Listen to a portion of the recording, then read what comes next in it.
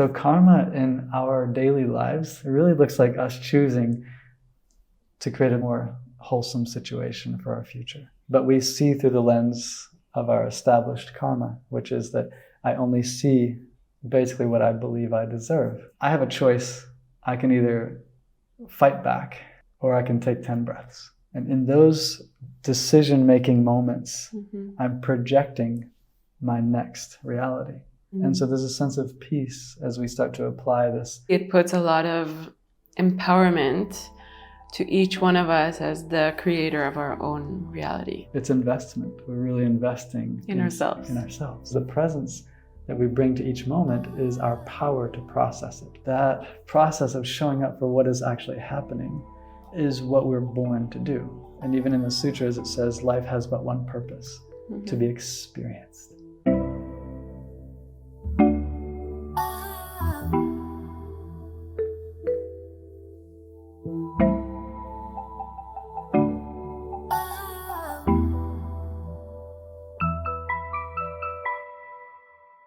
Hello and welcome to Curious Ones podcast by Yandara. I'm Yael Ginzburg, the host of the podcast, a yoga and meditation teacher and philosophy lover.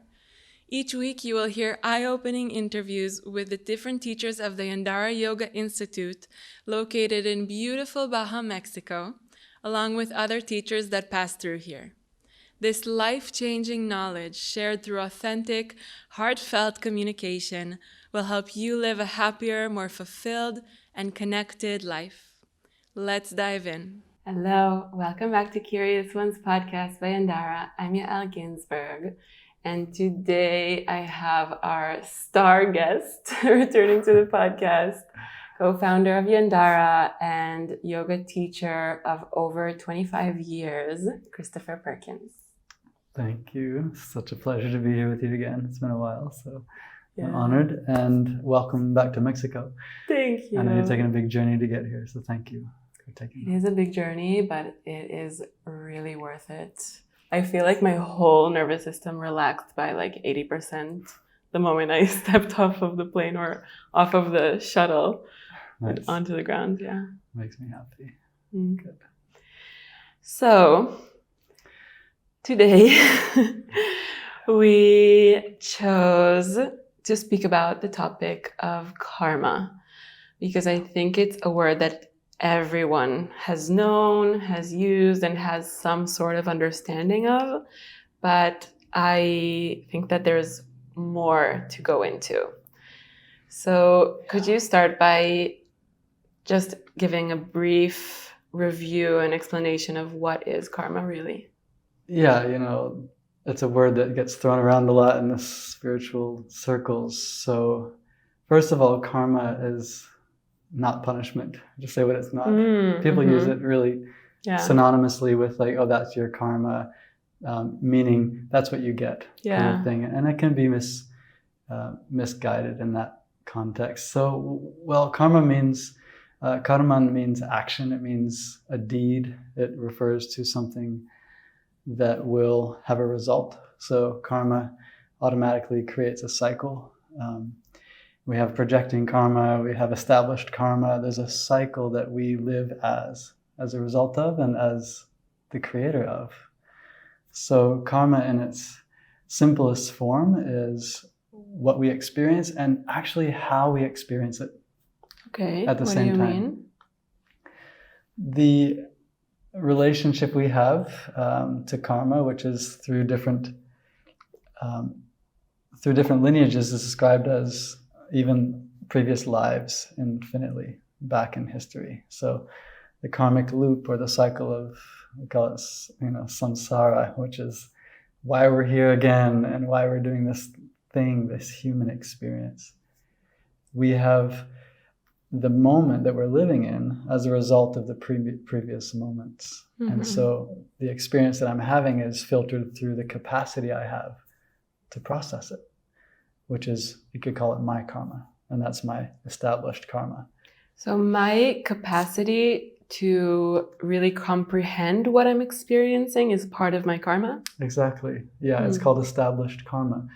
And so that would basically set you up. It would predispose you to have a certain capacity, you might say, in your situation. In a really simple form, you could look at a dog, for example.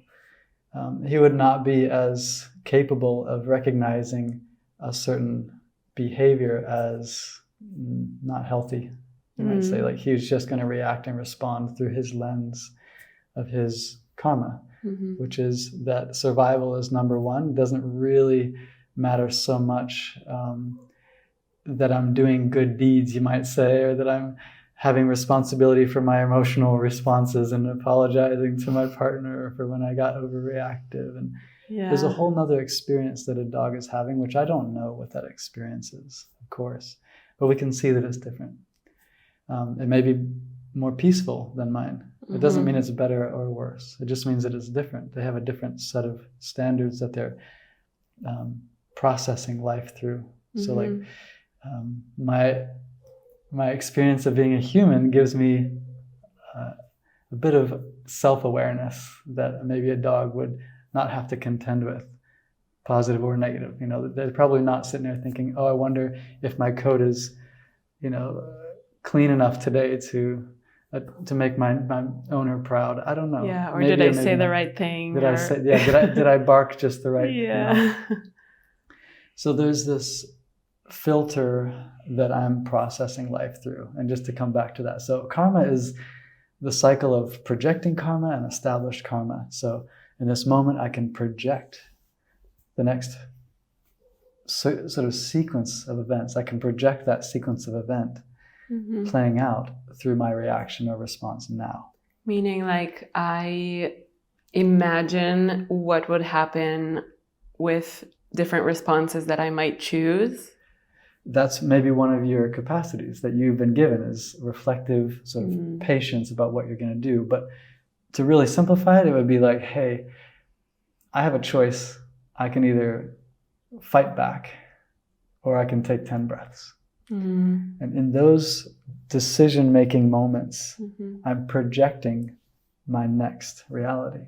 Meaning I'm creating a trajectory of how my life will be going forward. So the power of choice. The power of choice, exactly. So that's our human power. It could be the animals have similar things, but we don't really know how they process choice. It might be more instinctual than the way we might think of it in human behavior.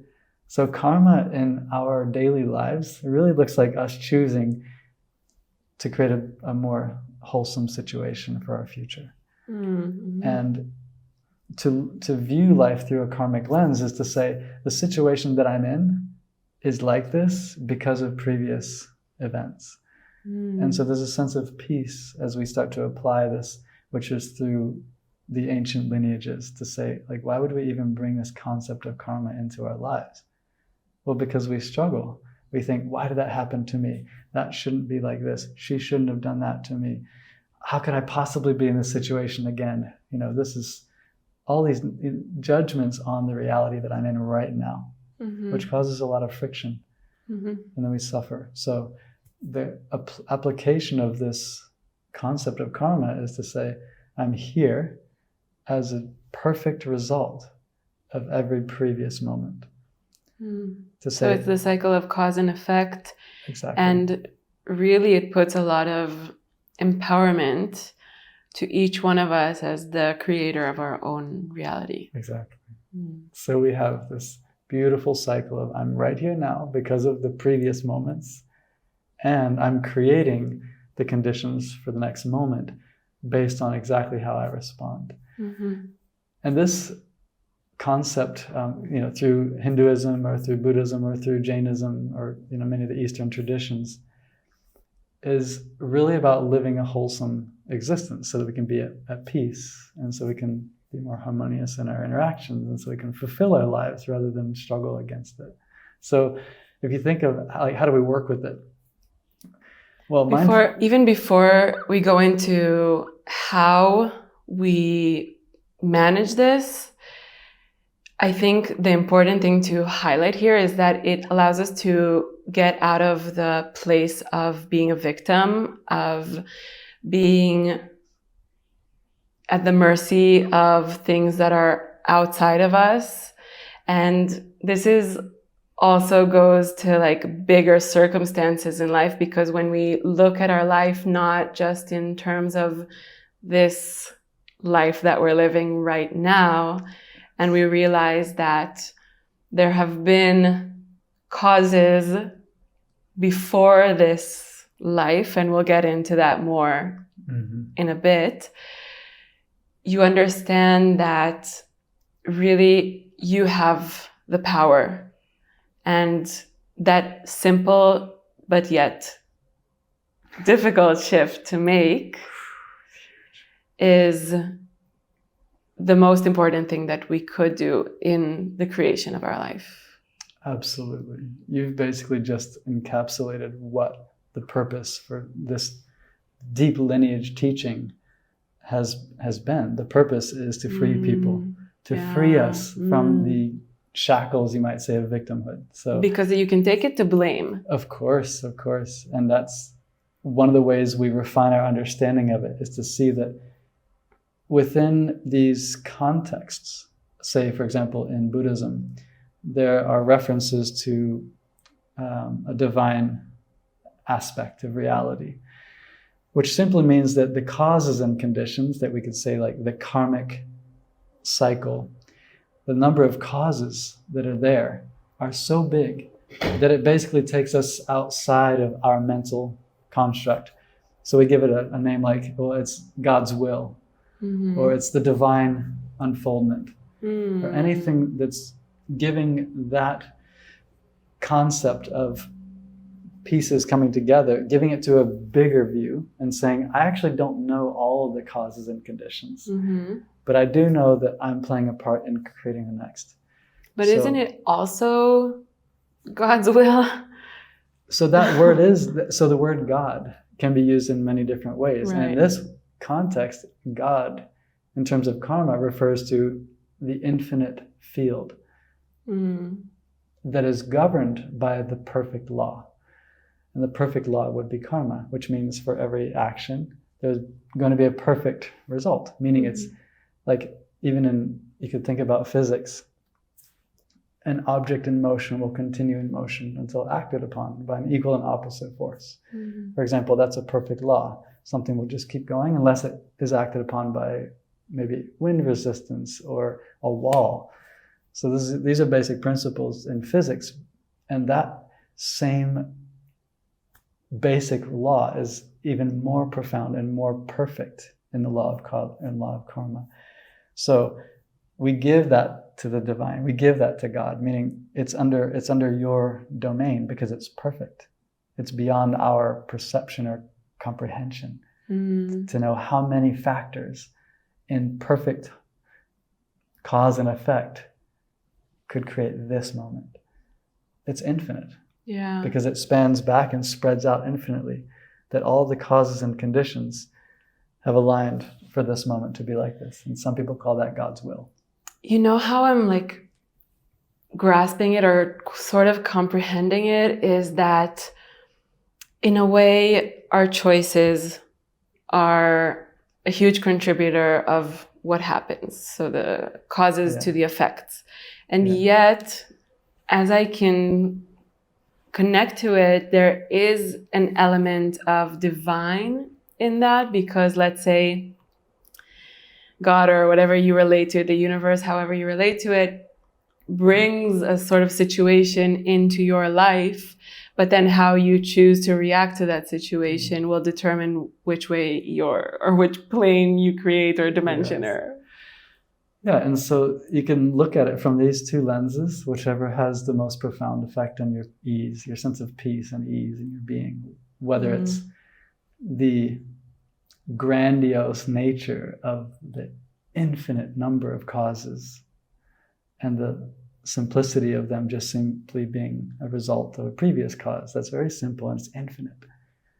To me, that is God. It doesn't have to, in order to adopt this idea of karma, we don't have to think about there being a particular Godhead or personality that determines, and I know that's not what you're saying.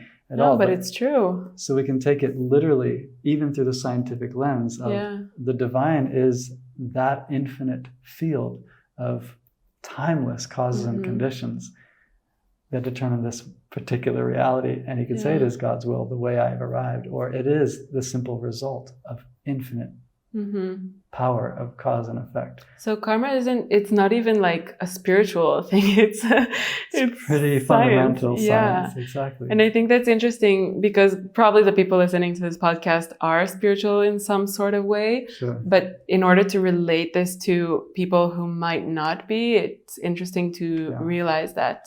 Yeah. You said we were at the lunch table a few days ago with Mercy and Das, and you said a line from Buddha. Yeah. Like we said, you can explain how the flower grows, but you can't explain how each cell knows to be a flower. Right, exactly. We can see we can see the ingredients coming in. We can see, and in fact, I, in my own experience, don't know. I don't even need to know what processes happen inside of me in order to realize this moment or to realize a kind exchange. But I know that I need to feed it. I know that I need to give myself good amount of sun, enough water, good nutrients. So I think of that kind of way of approaching my karmic unfoldment, is that I don't actually need to know how all this stuff's coming together, but I do know that it's a perfect science, you could say, or a spiritual reality. Let me remind you of the line. Yeah, please. You said like when you ask why, there is only one answer. You said that the only answer is because. Because. Because, exactly. So because is the coming together of the be cause. And the cause of being is that previous being that causes it, and the cause reflects the next being. So thank you. There's a natural unfoldment. And that is actually the simplest way you could see karma. That there's no way to fix it. There's nothing wrong with it. My karma is established basically from the previous moments. And so I see you through my lens as my established karma, and I produce the next. So this is how I really relate to it, as a very functional, very practical daily life decision about mindfulness. And what are these philosophical views really for if we can't apply them? If we can't make a change to how we experience? So that's why I really want to focus now on like, what is it that we can do? Well, most traditions, spiritual, religious, or well-being and self-help, they are all organized or designed to help us better our karmic cycle. Because they're bringing... Can you say that again? Well, there are all these traditions and self-help paths, and they're all really geared towards helping us to make our karmic cycle better. That's really what they're here to do. Wow. So we can refine our view, and so that we can respond to create a stronger projecting or conscious projecting karma. So that every time you respond, you know that that's what's going to determine at least how you can process the future events. Because our projecting karma, which is our free will, you might say, those moments of presence where we're really, oh wow, I have a choice here. I can do this, or I can do something different. I can react or respond. Exactly. I can take a breath, or I can just go with my knee-jerk patterning. So to me, those have a tremendous impact on providing us a clearer lens to see through. Just that understanding can be a huge motivation for us to learn how to respond instead of react. It's really, I would say, the crux of the issue for life. To say, like, when you're suffering is because we haven't been able to see clearly the situation. I want to reiterate that also, because it's not about, I mean, of course you want to be in a good relationship with people, but it's not just that your conscious response helps you with the life around you. It helps you with your own internal life and how that expands outwards. Exactly. Yes. So it's investment. We're really investing in ourselves. Exactly. And that has a great return. And we can see it when we've taken, for example, just a simple self-love day. Yeah. We choose to do something a little bit more wholesome, we do something a little bit more joyful, and then we all of a sudden respond to someone that we love a little differently. And we don't even think about it, but we're just like, I have more space for you today. Yesterday I would have done something a little bit not quite as wholesome or not quite as supportive to either of us. Yeah. So these choices, I think, in the modern momentum that we've found ourselves, can be really hard to make that choice of, okay, so I'm given these options. I don't maybe see them yet, but they're there. It's like this complete open, it's an open field, really, the next moment. But we see through the lens of our established karma, which is that I only see basically what I believe I deserve. What my options look like is that which will follow through with what I believe I deserve. So wow. So you're saying that our choices and therefore our karma are related to our self-worth. Exactly. Totally and directly. Wow. Yes. Mm-hmm. And our self-worth, you could say, is something of like a lingering. So this is when we start crossing into that conversation of reincarnation. Mm-hmm. So reincarnation is just sort of the blown up, like expanded out version of karma. And if you just stretch it out in time, then you'll see how one energetic momentum, one energetic cycle will create the next loop. It's like a ball rolling in action, will continue in action until it's really acted upon by an opposite force. And that opposite force is our consciousness, our deciding to see the pattern and watch it and decide how we really repeat that or not repeat that. So the way I look at it is, last life I did whatever I did. If you consider energy as something that's not destroyed, so it just changes form. This is just basic physics. We can observe that energy just changes form. So if you believe in science, or at least to some degree, then you could posit that this experience is a momentous occasion, meaning it's just a result of momentum of energy, of either thoughts of attachment, emotions, and energy that circle and gather around certain behaviors, certain beliefs, certain people. Isn't that more of the personality, though? It's part rather of it. Than the soul? It creates. So the personality manifests out of the soul's conditions. Wow, that's such a fascinating way to understand that.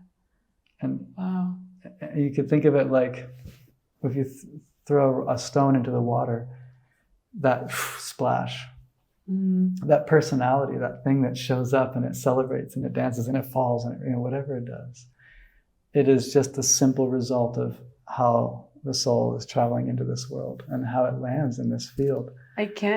I'm like in shock right now that I've never thought of it in that way. I mean, I have tears in my eyes. I've never realized, because I was just talking about this with a woman who's going to be on the podcast soon. We were talking about energy and more of like channeling, where do our souls come from and all of that. And I was trying to kind of organize and understand in my mind if we're all part of one, meaning even our soul is part of the one. It's not separate from the one. How is it that we do have a sort of separate appearance?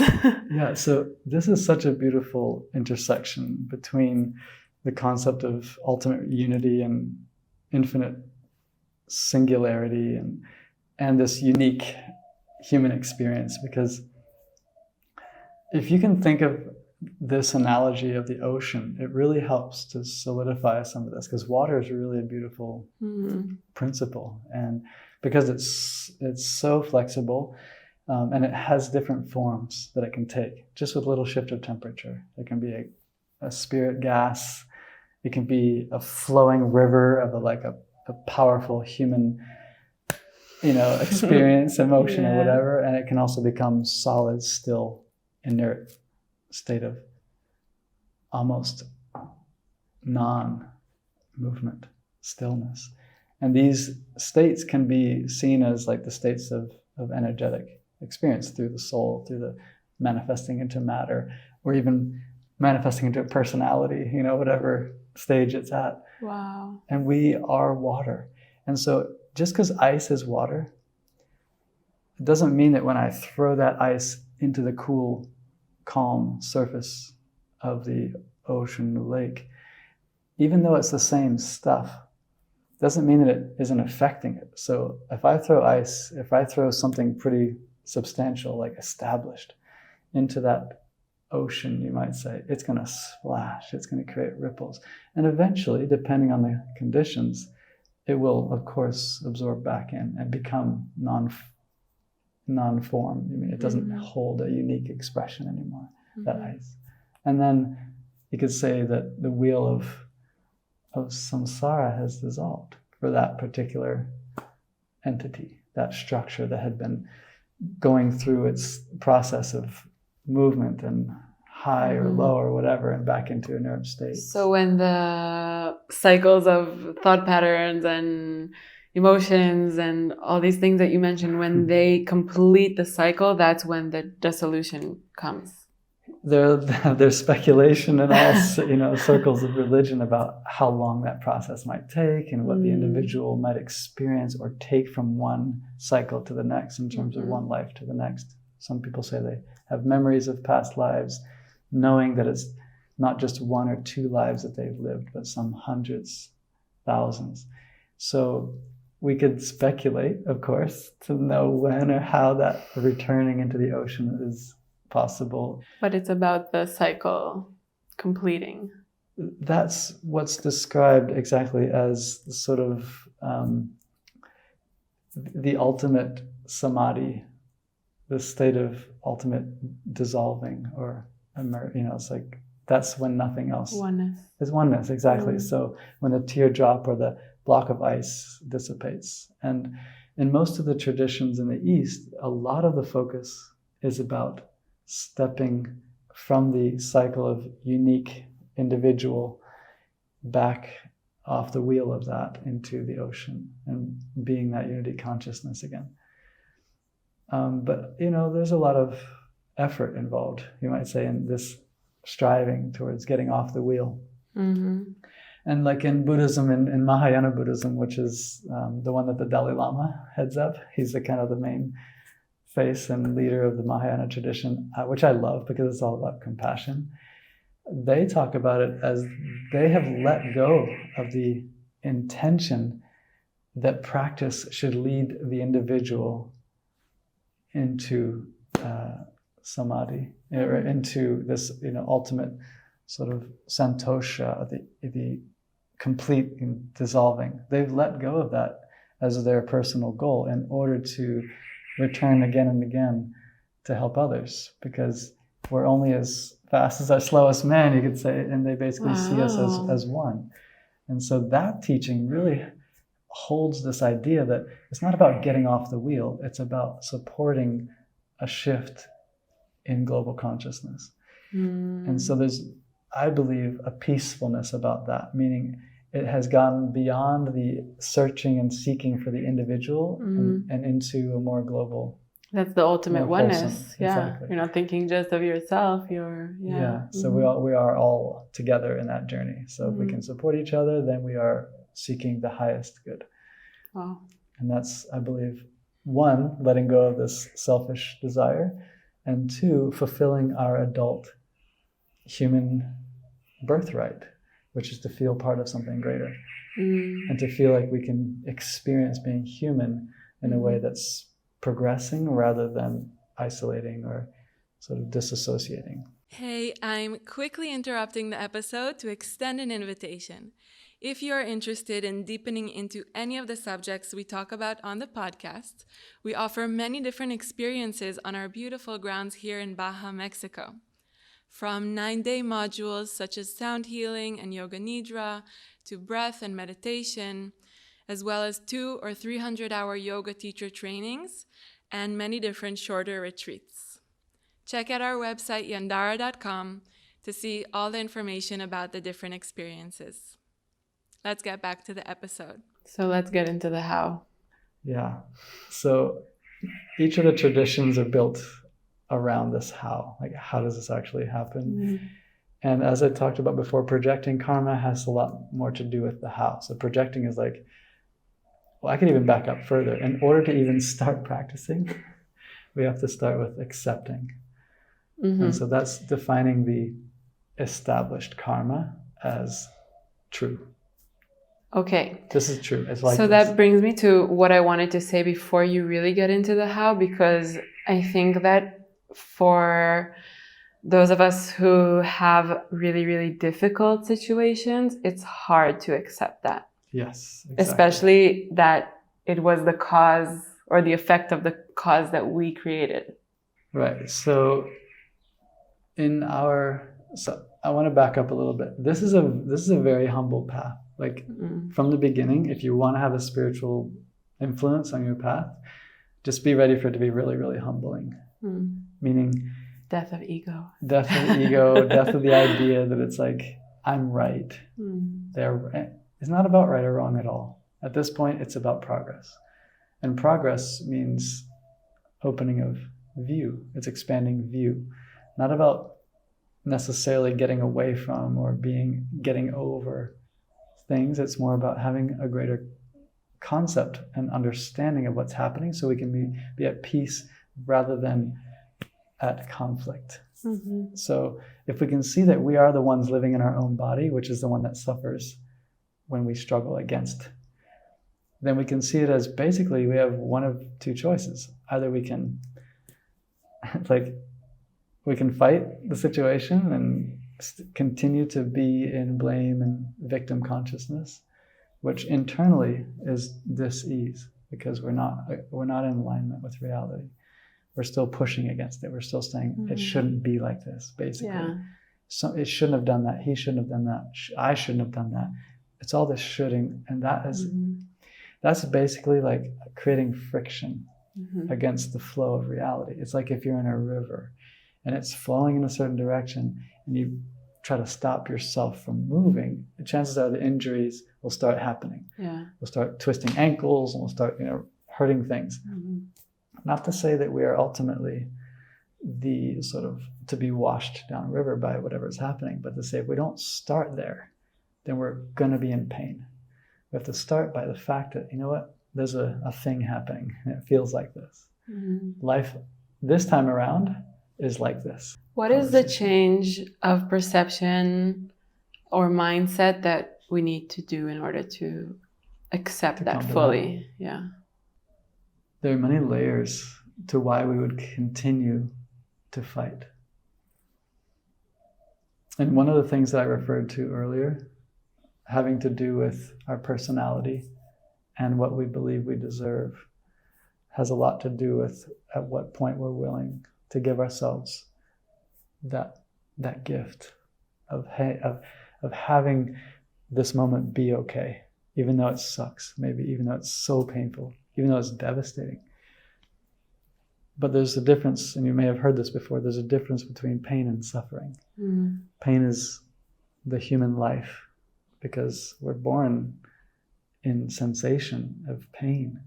And it's a very difficult thing. But if we... And necessary for our survival. And necessary. It's intelligent. Our body is equipped with pain sensors, and it's very smart to give us signals of what to do more of or less of, for sure. The issue arises when we fight against that and we focus more on the objects or the conditions rather than the role that I'm playing in either continuing that condition or getting myself into a better position around that situation. So it has a lot to do with recognizing that I'm the one producing the difficult part of this, which is the argument with it. That's actually the suffering. Pain is a sensation, which is not bad or good. It's helpful to move us, to get us to get stuff done or get out of it. But that the fighting of it, against it, the blame, the victimization of it, it's really a tough situation to be in. So, and I see how connected that is to our self-worth. Yeah.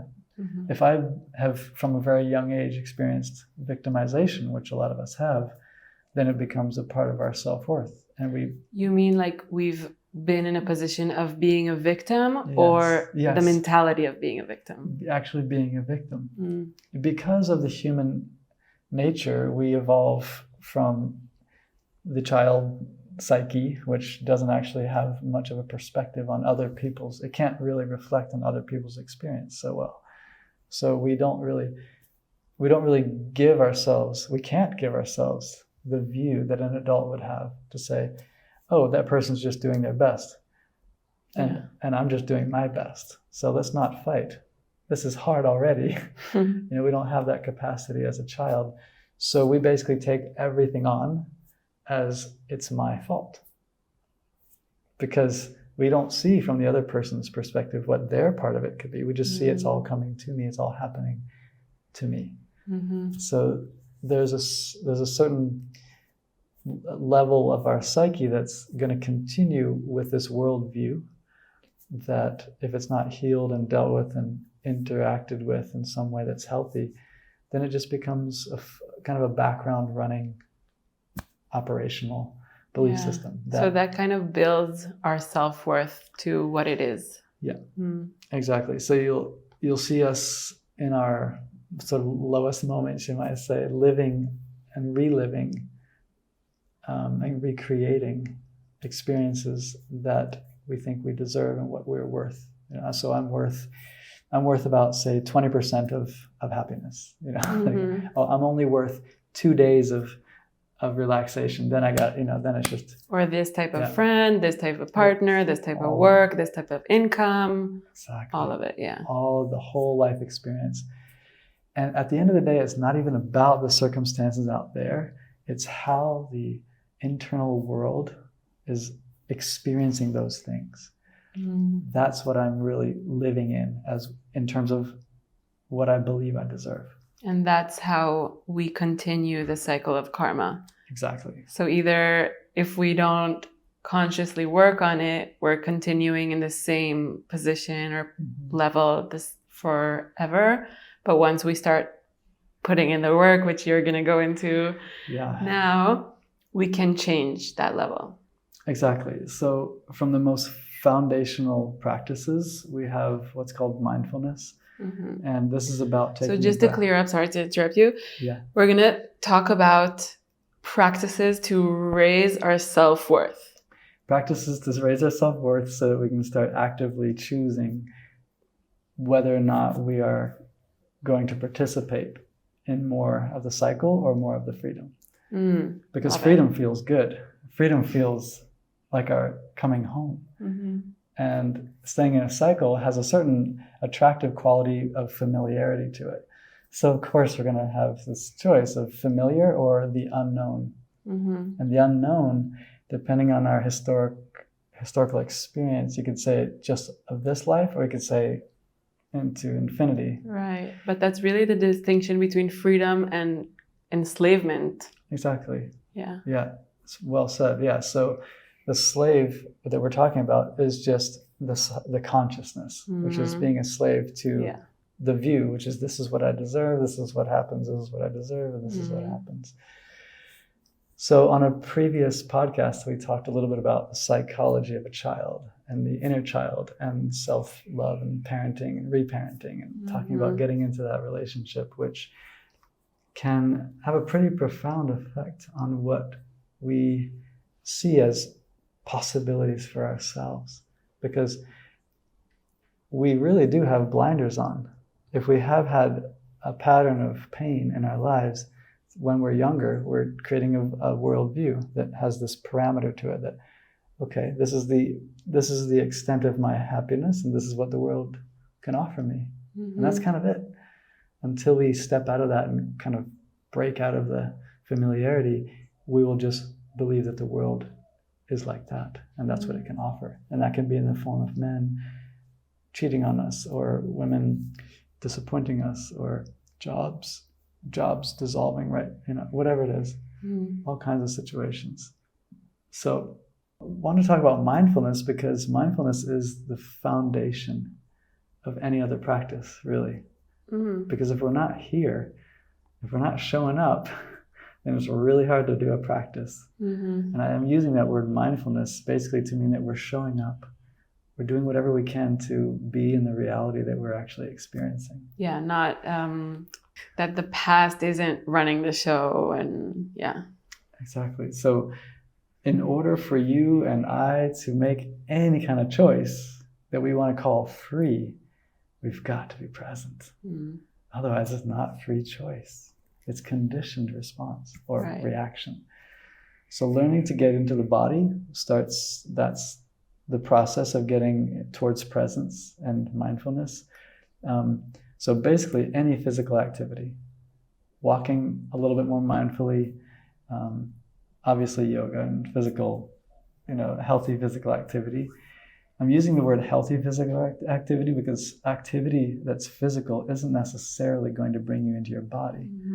It could bring you into a hypervigilant state for, like, if you're, clinging to life or something, or, just pushing so hard that you have to disassociate from the actual sensations. That's not healthy physical activity. So it needs to be something that makes the body an inviting field of sensation. Okay, but what's the benefit of being in the present moment? Because one could say, I'm in the present moment, but I still feel unworthy of the things that I want. Yeah. The present moment is basically it's like cleaning the table to receive what's actually here. If we're not present, we're not processing life. We're not actually processing that which is being given to us. We're basically just flinging it into storehouses and kind of collecting stuff and getting a bigger and bigger load on our back of stress or disappointment or whatever it is. Yeah. So the presence is kind of like if you have a job and your job is to choose whether the apples are good for export or that apple needs to be made into applesauce. So every moment or the apple is sort of neutral, we'll keep it local, we can sell it at a farmer's market. And, okay, so we have export, I'll keep it for my own, whatever, and we have applesauce. And so every moment is offering us this sort of neutral or not pleasant really pleasant or not pleasant situation. So the presence that we bring to each moment is our power to process it. To discern. Exactly. What we want more of, what we want less of, and how we can actually determine what we want to keep. Definitely. And what we don't. And that boils down to responses, really. What responses are? Awesome response, that's working, that feels amazing.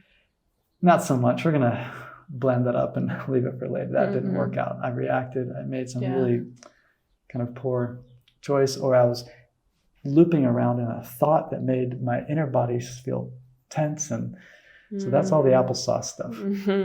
So when you're conscious, you're aware of the effect of what you're doing has on you, and that comes in the form of a sensation in the body. Yeah, exactly. And you could say that process of showing up for what is actually happening is what we're born to do. And even in the sutras, it says life has but one purpose, to be experienced. That's it, just to experience it.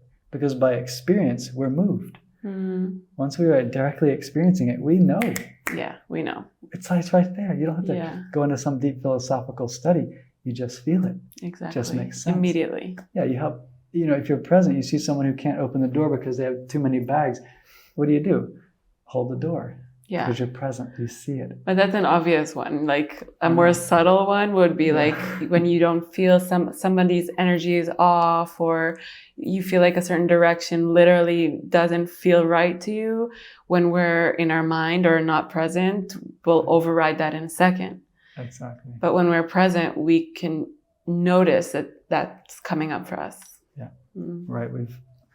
I think I've heard this phrase a few times, minding the gap. Yeah.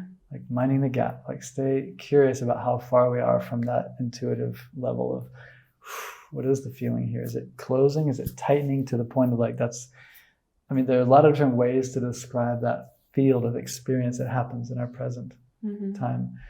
And that's kind of the practice from that point of mindfulness, from the standpoint of mindfulness is what language are we learning? Are we learning just the language of the mind and its belief systems and judgments and perceptions?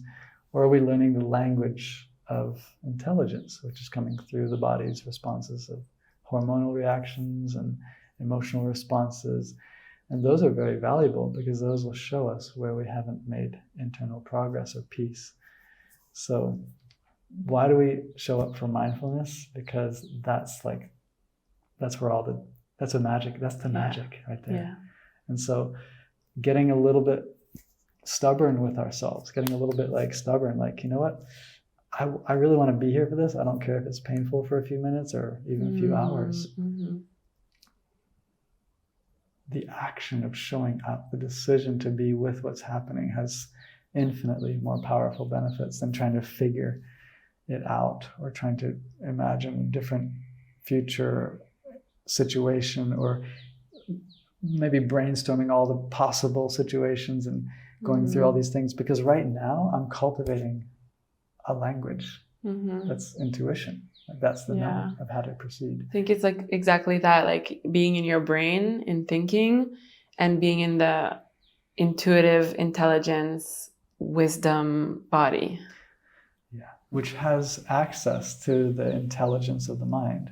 Of course, we want to have the intelligence, the intellect is there to help organize things. You know, we want to be able to organize things, but just having that priority set is really helpful. So showing up, moving through stuff, getting the breath moving, getting the body moving, all the healthy activity. This is pretty obvious. I don't want to belabor this, but we know we have to be in our bodies pretty much in order to make sense of the language of intelligence. Yeah. That to me is where the belief system can begin to be investigated. Because the inner belief system will show up in the form of sensation, and it'll contract around learning environments. It'll react to mirrors of what's been missing or what we need more of or what we need less of. So reactions that come up that's kind of the trail of breadcrumbs for me. The sensations, the emotional reactions that I can be with and say, okay, doesn't matter what's going on out there. I have this beacon. I have this beep, beep, beep.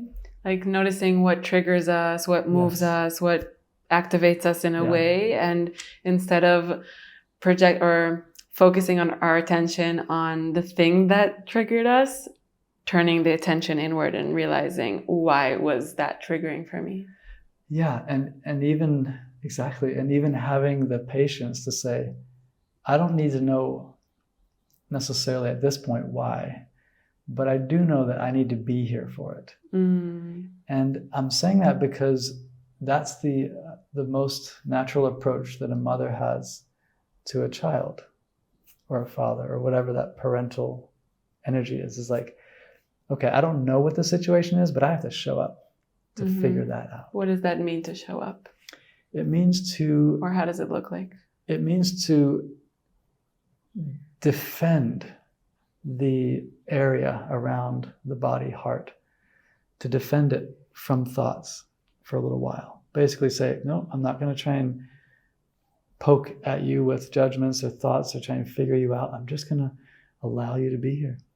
And you've probably noticed this when you're really struggling and someone comes in and says, you know, let's figure this out. Let's, you know, could it be this? It could be that. It could be this. There are moments when it's just what it is. It's an experience. And you don't want to think positive or exactly. You just want to like... just cry or just feel and allow life to move through us. Yeah. Well, as we can offer that same peace or that same sense of safety and security to ourselves, we will naturally change our belief systems, which is that we do deserve that, whatever it is, that feeling of I'm alive and I deserve whatever's on the other side of this. because life is going to give us these intense moments of learning, and then it'll give us the kind of the reward of more perspective or a deeper love, or maybe a longer, if I have more stamina, like we move through walls and blockages so that we can experience more. So that's how I look at my inner world. It's like, I want it to be able to move through that. I want it to be able to have that process so that it has more available. And going back to like the inner parenting, I mean, this can come in the form of like a burning, writing poetry, giving a voice to a part of the body. It doesn't have to be like this model of inner child or something. It can be through putting on some really good music that moves you and moving in a way that like no one's watching. Yeah, or allowing the energy to move in some form. Totally. That's the key. Exactly. So getting this idea of emotion, not negative or positive. It's just emotion. Emotion. It's energy that's trying to move. Emotion. Energy and motion. It's trying to do its thing. So here we are waking up to this sensation. What do? Okay, now it's like this. Okay, now it's going this way. Now it's going tighter. Now it's going hotter. Now it's going swirling. Now it's going down. Oh, now it's going up. Now it's pouring out of my eyes like tears. Now it's stuck in my throat. Whatever it is, if we can allow that just a short period of time to give it space, energy will move and it will return to its natural flow. So my practice is, usually because I like to talk a lot, is to just kind of like stop talking, let the breath be more interesting than the thoughts, and start to allow whatever emotion to be there and label it if I want to. Okay, that's confusion. That's fear.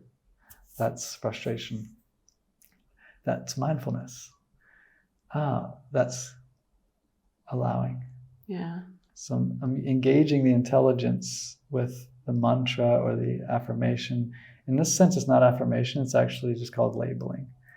So it's just proactively shining light of awareness on the process that I'm in.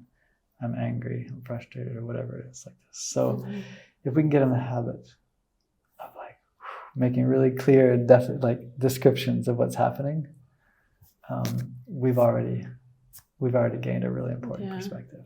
And it's really the aspect of allowing instead of resisting it or pushing it down or avoiding it or, Yeah, and that can take some real bravery, and it can take needing guidance and training. And a lot of the yoga practices lead us directly into breath practice, and breath practice leads us into meditation and concentration.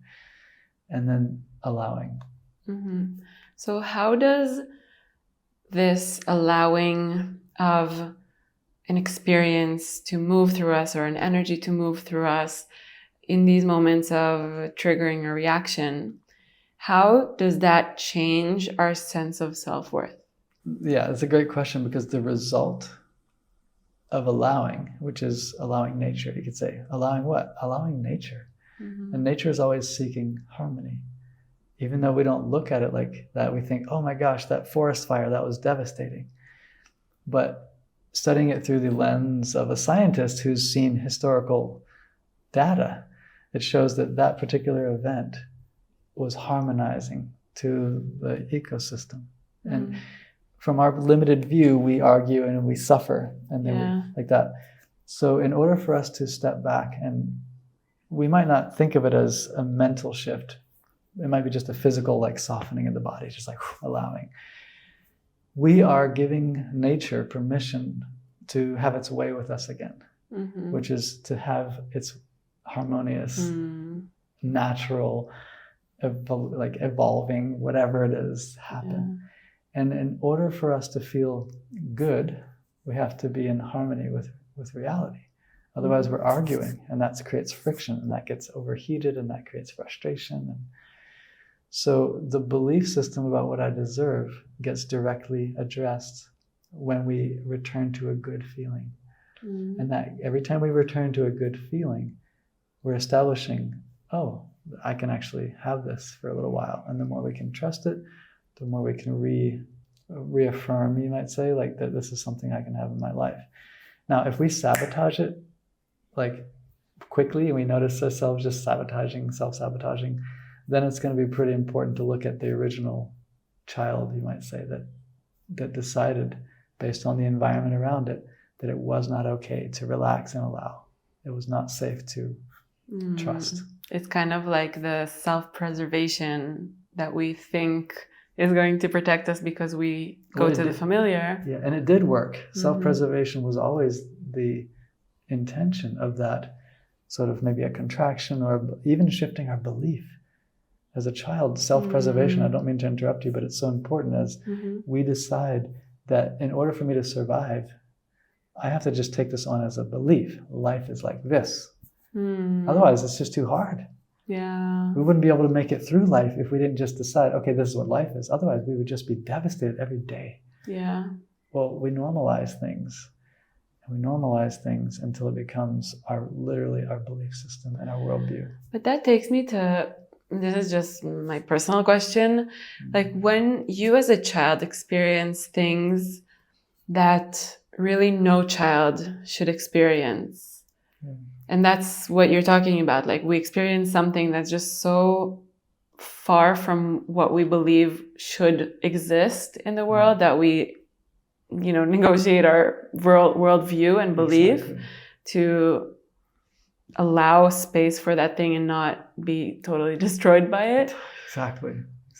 Like how, I guess my question is, how is that possible? I don't think anybody could answer that, but how is it possible that these things are happening? Or it's so crazy that in nature we all seek harmony, and I totally that vibrates in me, that resonates in me as being truth, because nature is always seeking harmony.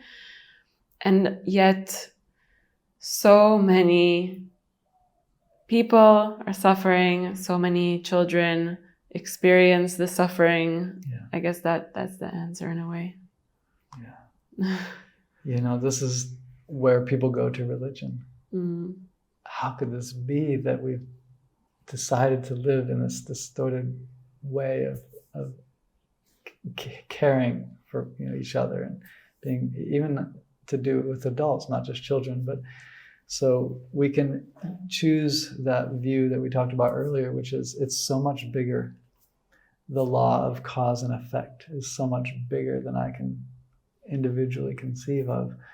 We can then say, well, it's in the hands of God, or it's the law of infinite causes and conditions that have led us to this point. So the why is this happening? Because exactly. There was a cause for this to be. And there was a cause for this to be is not a judgment on it. There's no, energy doesn't take sides. It's not, it doesn't have an affiliation. It's not a Republican or Democrat or whatever. It's not like that. It's neutral. It's totally neutral. It has no ideas of right, wrong. It's just simply responding. So some people could go back and say, oh, well, it all started with somebody in the Garden of Eden deciding to do something that went into the... That's how we explain it, because we have no other way. Exactly. So we make this belief that can get us back to living. So we can say, okay, so at least there's a reason for it. Let me just deal with it now. Let me just at least show up for it. So you can say it's God's will. You can say it was the Adam and Eve. You can say it was the law of infinite causes and conditions of, in Vedic terminology, we could say, well, prakriti. Prakriti, it means just the form of matter manifested. It just happened that there was a blip in the infinite oneness, and material reality showed up, and there was forces. All of a sudden, there's like a force against one to the other. So one was magnetized, one was pushing away, and basically this dynamic duality started. There's a push and a pull, and the whole dance. So when we argue against that, we suffer. But we are in a dualistic reality, which equals pain of pull and push, and I want more and there's not enough here. I want less and there's too much here. And all this dynamic energy is just moving energy, expanding and condensing. Mm-hmm. So practically speaking, as we're relating to life, all of it, all these things from the because are going to show up in our daily life. So we don't even have to worry about it. We're going to be confronted. If we show up for life, we're going to be confronted with what we need to realize. To find harmony. Yes. And I can also, I relate to that also in terms of self-worth. I want to focus on this because I think this is a really important thing. Yeah, please. Yeah. That even our self-worth is seeking harmony all the time. Yeah. Like our real self-worth is, I don't know what's the right way to say it, like high or balanced or just perfect. Whole. Exactly. Yeah. Infinite. And every time that we don't perceive that to be the truth, then that's us being disharmonious with reality. Yes. Yeah. So we have our actual worth, and then we have market value, or perceived market value. Yeah, perceived, exactly. So, yeah, the actual worth is infinite. To know, like, no one can perceive the value of the uniqueness that you are, and the value of each unique expression of reality, and then the suffering arises, as you described, as the time that we spend not directly aware of that truth. So that's where all the techniques come in to help us reveal that truth again, which will inform, hopefully, the limited perception of our value. Mm. So, and we were children, and we were doing our best. And we were doing our best to make sense of a new world, a world of limitation. Not infinite value, but limited value. And so to have the experience of limitation has its own value. It's not bad or good, it's just experiencing limitation. Maybe it's a limitation of love, a limitation of safety, a limitation of respect, whatever it was. So there's a view that doesn't deny the actual pain and suffering and difficulty of all that, but it doesn't argue against it for the moment of healing to happen. So if I'm looking at a child and it's crying, I can focus on the annoying sound in my ear and say, you shouldn't be crying. You could. One could do that. Yeah. Like, shut up. It's not going to help you. It's not going to help at all. It's going to do the opposite. Right? So that's kind of what we're talking about when we approach the inner world. It's not about denying or disregarding, but in order to rebuild or fighting at all, exactly, or even solution-oriented at this point, the inner world is like, it's pre-intellectual in that approach. Not to say that you won't meet a part of yourself if you go in and meditate, like, oh yeah, maybe I'm like 14 and I really start to figure stuff out, like who's doing this to me, and I might need some logic to figure out why they're doing this to me, but ultimately underneath that, there's going to be a pre-logic state of energy that's being bound up because there's fear, or it's being distorted because there's confusion. And that is the energy that we're talking about that we want to bring harmony of flow back into, for self-worth to be reborn, because flow is our nature. Like, we're here to flow. And once we're flowing, we can recognize our true nature. And that is infinitely valuable. If we're identified in that sort of perception of it versus the experience of it. So tie that back to karma. Well, it is our established karma. Like, we're showing up right now to check, what is my situation? What is my capacity? So I'm in this world, and I was given a certain, you could say given, or I chose, or I found myself here in this situation, which set me up to have a certain experience.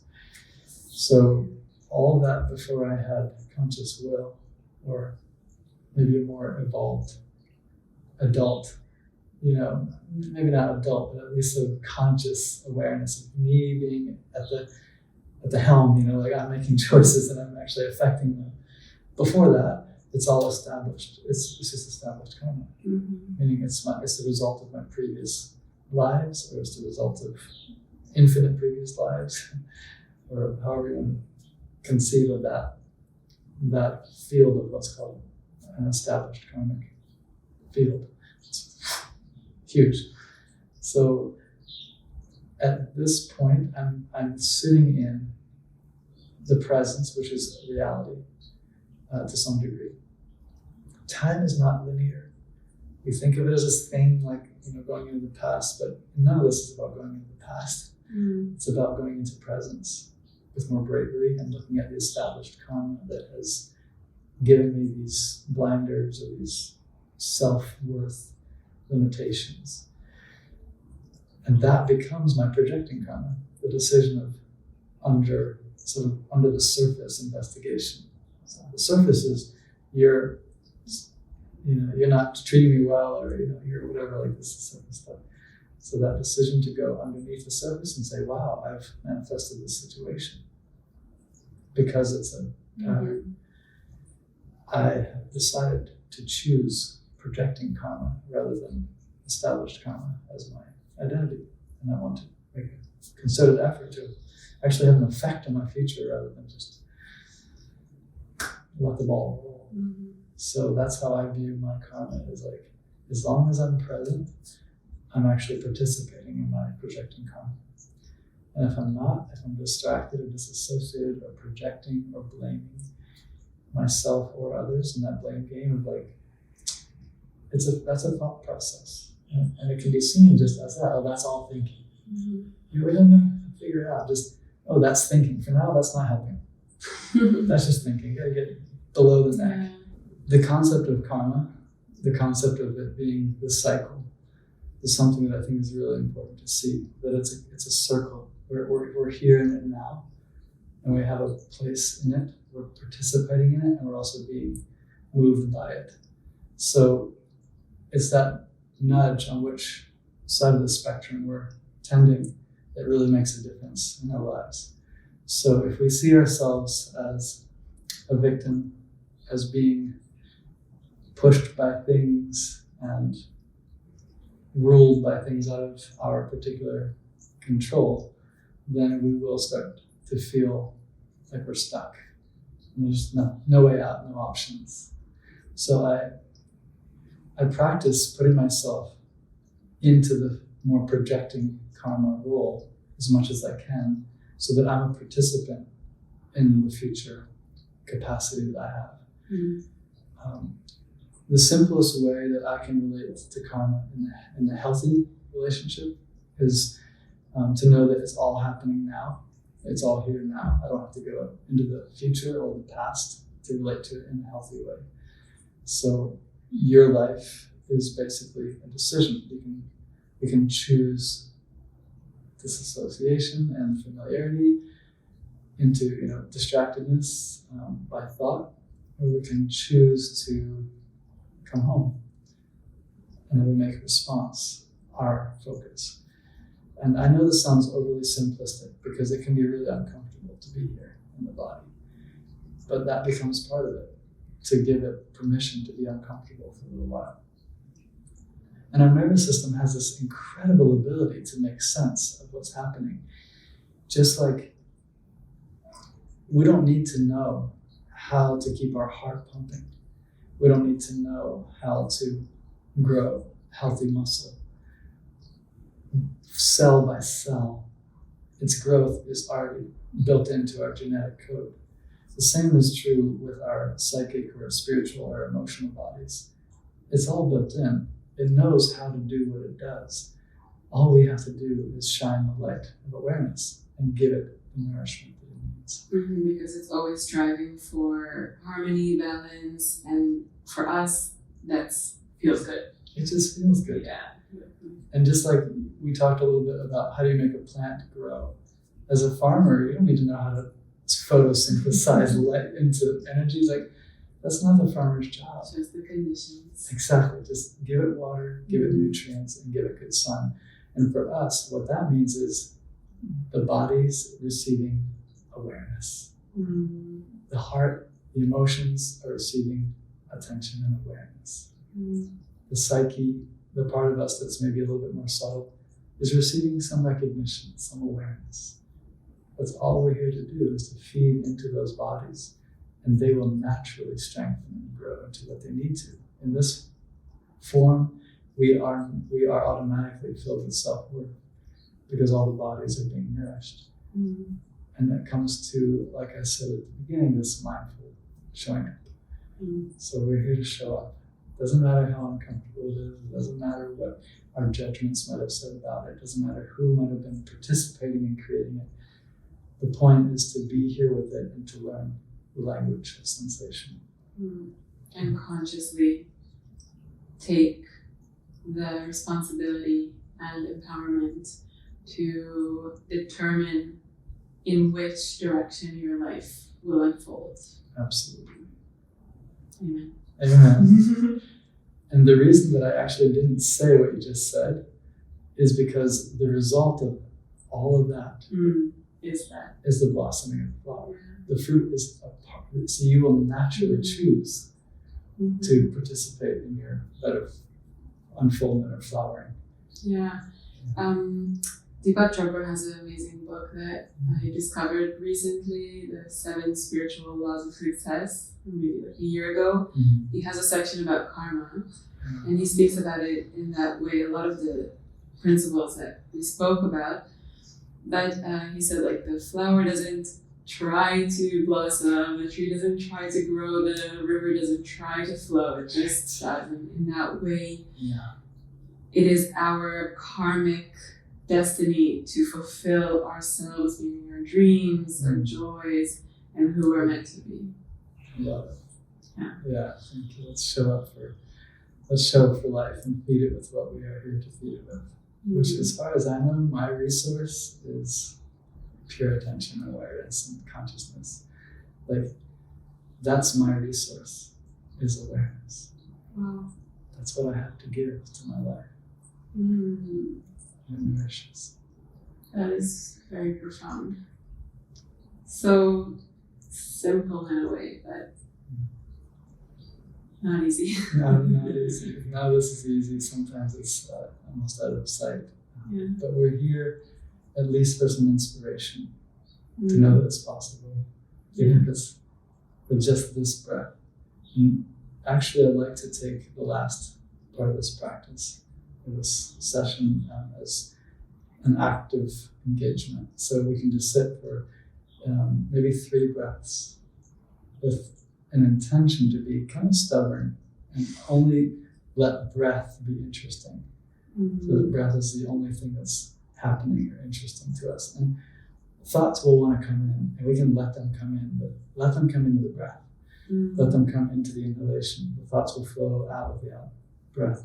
So it's really about that flow in, flow out. Yes. Okay, so I like to sit in a position that's relaxed because, life is a bit tense. It helps, exactly.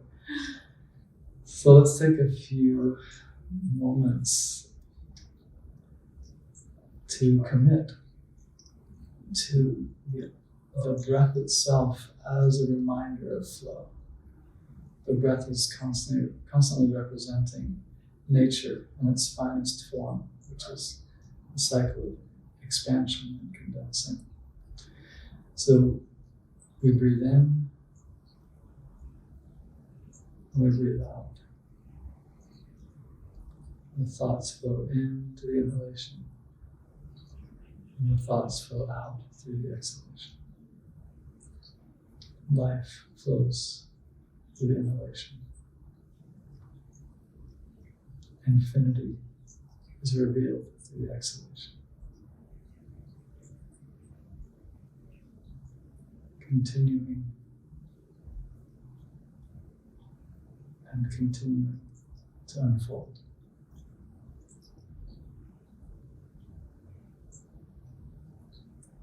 Works like magic. I think that's a wonderful reminder that in those moments that we realize that we are out of presence, just a deep breath or 3 deep breaths is all we need to get back to here. Well said. So let's breathe in life and continue with confidence and know that we are part of nature, always seeking harmony. Yes, beautiful. Yeah. Christopher, thank you so much. This has been really beautiful, meaningful, and inspiring. Thank you. Thank you so much. Pleasure. Now, after this time to nurture your mind and your spirit, we invite you to take a moment to consider others. A kind wish might come to mind. Know that what we learn becomes more valuable when we apply it and share it with others. So share this episode on Instagram stories, tag Yandara and I, or share with a loved one so that more people can benefit from it. Our hope is that the search will lead you home to who you already are, to what was always there. We'll be back next week with more inspiration, honest conversation, and insight into the energetic world around us. Thank you for listening and watching.